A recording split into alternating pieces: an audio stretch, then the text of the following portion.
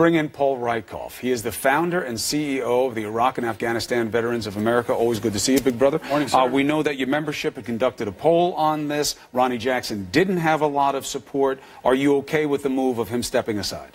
We needed something to happen. I mean, this was chaos, and it's still chaos. Important, I think, to note now, the chapter is over, but the saga continues. We don't know who the next nominee will be. That'll be, I believe, the 8th nominee since 9/11.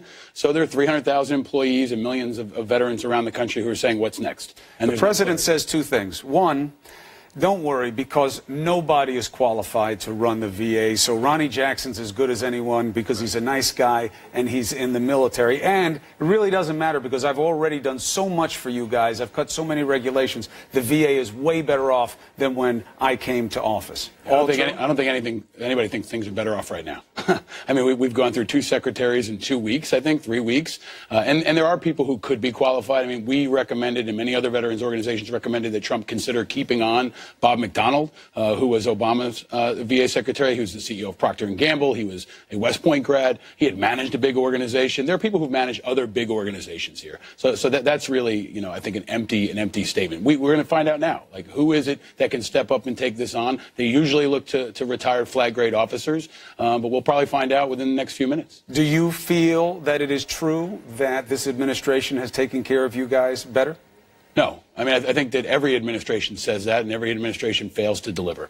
They've talked a good game, but this is chaos. I mean, I don't think anybody thinks that this is a good plan, this is a good strategy, or this is good for veterans. That should be a nonpartisan consensus, I think, at this point. PJ, do the people in your membership, and you spend so much of your life advocating for the causes of veterans, the families of veterans, do they believe that we support them? Do they believe that politicians see the fate of veterans as common ground that deserves the best? They don't believe politicians, that's for sure. We survey our members every year. If you go to IAVA.org/survey, you can see they generally think the American public supports them. They don't think Congress and the president supports them. And that's bipartisan. Every president seems to be disconnected from our issues. And every one of the last 3 presidents has had to replace or fire a VA secretary. So we're disappointed. We're exhausted, we're exasperated, but we're also standing by to help. I mean, there is a silver lining here, Chris, and it's us. Like, we want to step up. We want to be a part of the solution. We are bipartisan and nonpartisan, and we're going to have to do what we do every time, which is step up, answer the call, and try to move forward. That's the worst part of this